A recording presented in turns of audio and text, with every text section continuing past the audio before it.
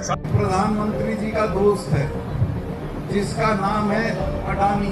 कहते हैं कि सत्ता का नशा हो या शराब का नशा हो, दोनों समय समय पर सिर चढ़कर बोलता है और इसका असर आप अपने आसपास की रोडों पर भी देखते होंगे। और अगर टीवी खोलेंगे तो शायद टीवी के चैनलों में बड़े बड़े नेताओं के बयान के माध्यम से सत्ता का भी नशा देखते होंगे। नमस्कार, मेरा नाम है दुर्गेश मिश्रा। हाजिर हूँ एक बार फिर से नए मुद्दे के साथ में। इस वीडियो में हम दो लोगों की बात करेंगे। एक बात करेंगे मेघालय के राज्यपाल सत्यपाल मलिक की और दूसरे बात करेंगे कि केंद्रीय मंत्री अजय मिश्र टेनी की।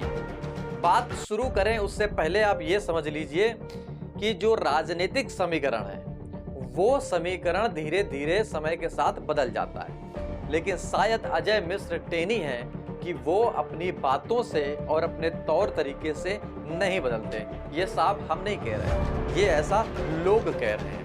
दरअसल हुआ क्या, अजय मिश्र टेनी एक अपने जनसभा में लोगों के साथ बैठकर बातचीत कर रहे थे, लेकिन किसी पूर्व आईएएस ने उनसे सवाल पूछ दिया टिकैत के बारे में।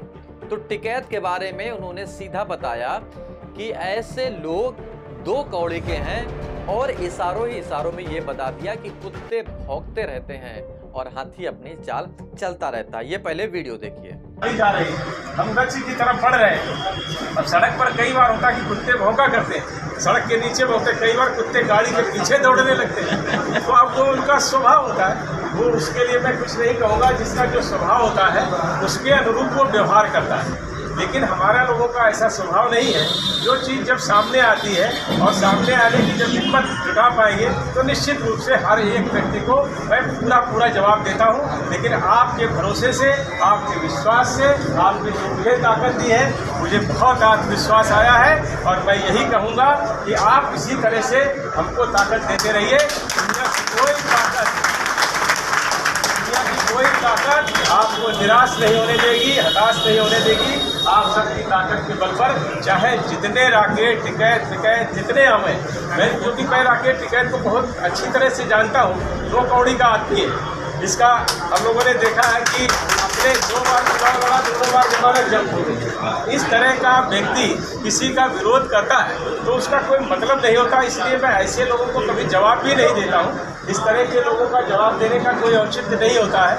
लेकिन अब उनका इसी से उनकी राजनीति चलती है, इसी से उनकी रोजी रोटी चल रही है, तो वो अपना चलाएं, समय आने पर जवाब दिया जाएगा। लेकिन मैं इतना जरूर कह सकता हूँ कि मैंने अपने जीवन में कभी कोई गलत काम नहीं किया।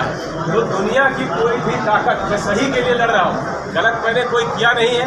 आज तक एक नए पैसे की 100 में लोग कहते हैं चलो 1% गलती होगी, हमारी 0.0111% भी कोई दिखा दे गलती, मैंने ऐसा जीवन में कभी नहीं किया है। और इसलिए मैं लड़ता हूँ बल से, और सत्य कभी हारता नहीं। आपकी ताकत जब साथ में हो तो सोने पर सुहागा होता है।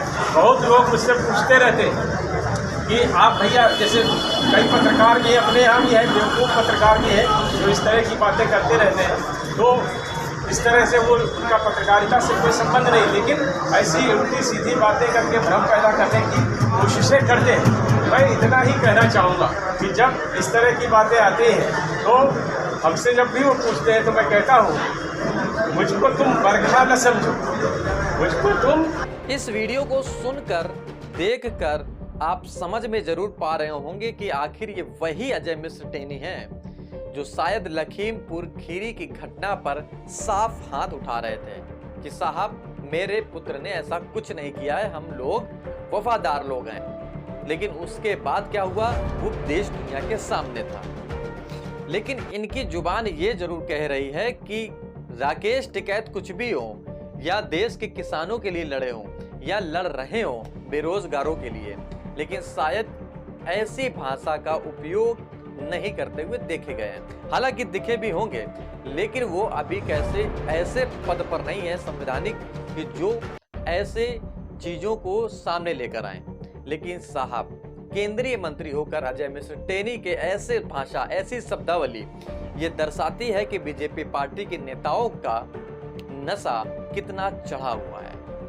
खैर, दूसरी बात अगर हम करें तो सत्यपाल मलिक की, जो कि मेघालय के राज्यपाल हैं, वो भी एक सभा में बैठकर बोल रहे हैं कि मोदी ने तो सारा देश बेच ही दिया है।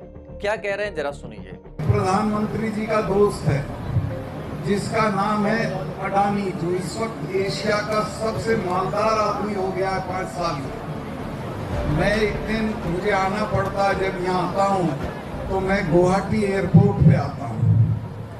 गुवाहाटी एयरपोर्ट पे मुझे एक सजी सावरी लड़की मिली, गुलदस्ता लिए हुए। मैंने पूछा, बेटे आप कहाँ से?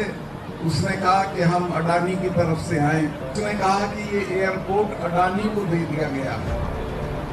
एयरपोर्ट अडानी को दे दिए,